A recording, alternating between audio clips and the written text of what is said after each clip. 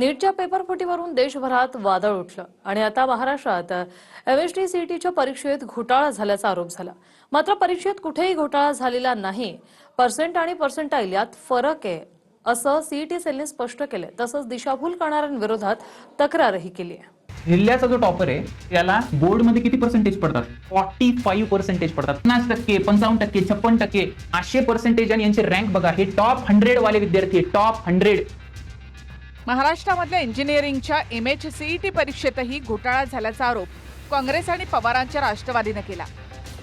पवारांच्या राष्ट्रवादीचे महादेव बालगुडे यांनी एका शिक्षकाचा व्हिडिओ पोस्ट केला, ज्यामध्ये हे शिक्षक सांगतायत की 12वी मध्ये विद्यार्थ्यांना 45 आणि 50% आहेत, त्यांना सीईटी मध्ये मात्र 100% आहेत। जिल्ह्याचा जो टॉपर आहे त्याला बोर्ड मध्ये किती पर्सेंटेज पडतात? 45% पडतात। 45। हे बघा 50%, 50%, 55%, 56%, 800% आणि यांचे रँक बघा। हे टॉप 100 वाले विद्यार्थी, टॉप 100। सीईटी सेलचे आयुक्त दिलीप सरदेसाई यांनी हे आरोप फेटाळून लावले। 12वीच्या परीक्षेतील टक्के आणि एमएचसीईटी मधील पर्सेंटाईल पद्धतीमध्ये फरक असल्याचं सरदेसाई म्हणतायत।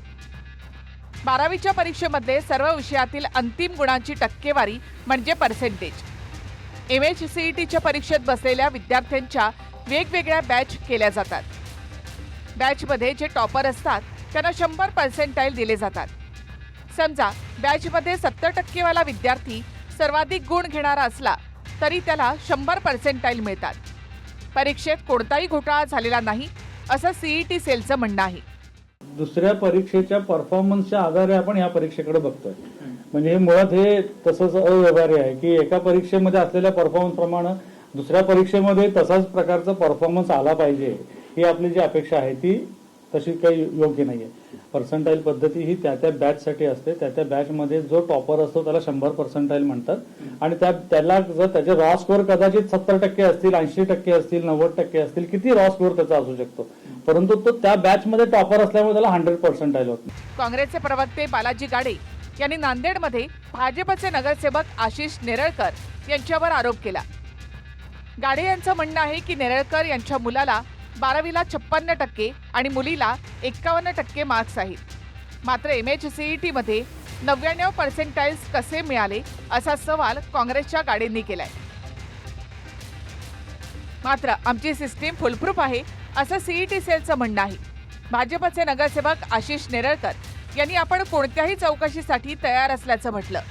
माझ्या मुलांचं टार्गेट सीईटी होतं म्हणून त्यांनी याच परीक्षेकडे लक्ष दिलं असं नेरळकर यांनी म्हटलंय।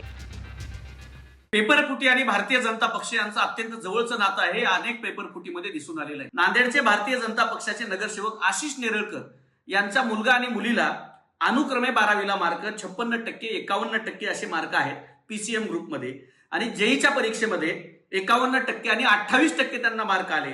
मात्र एमएचसीईटीच्या परीक्षेमध्ये त्यांना 99% आलेले आहेत। भाजपच्या घरात येणारी गुणवत्ता 100% पेपरफुटीतनं येते। यावरती देवेंद्र फडणवीस चौकशी करून कारवाई करणार का? कसं आहे, आरोपामध्ये त्यांच्या काही तथ्य नाही। कारण 12वी बोर्डाची परीक्षा त्याच्यामध्ये फक्त ग्रुपिंग निघणे हा विद्यार्थ्यांचा, माझ्या मुलांचं टार्गेट होतं आणि मेन सीईटी मध्ये जास्त मार्क मिळाले पाहिजे। सीईटी मध्ये त्या पर्सेंटाईलवर त्यांना कॉलेज मिळणार होतं, त्याच्यामुळे त्यांचं पूर्ण फोकस त्यांचं सीईटीवर होतं। मागणी करायला चौकशी झाली पाहिजे सगळ्याची, काही अडचण नाही, काही नाराजी नाही, चौकशी व्हायला पाहिजे। उच्च आणि तंत्रशिक्षण मंत्री चंद्रकांत पाटील यांना पत्रकारांनी विचारलं तर एमएचसीईटी स्वायत्त आहे, त्यांनाच विचारा अशी प्रतिक्रिया त्यांनी दिली।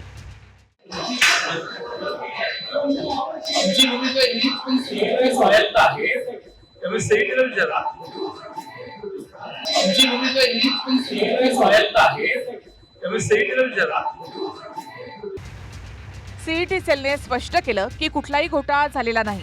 सोशल मीडियामधल्या व्हिडिओवरून होणारे दावे हे दिशाभूल करणारे आहेत। तसंच सीईटी सेलने मुंबईतील आझाद मैदान पोलीस स्टेशनमध्ये आणि सायबर सेलमध्ये सुद्धा या संदर्भात तक्रार दाखल केली आहे। पुण्याहून प्रदीप कापसेसह गजानन देशमुख, TV9 मराठी, नांदेड।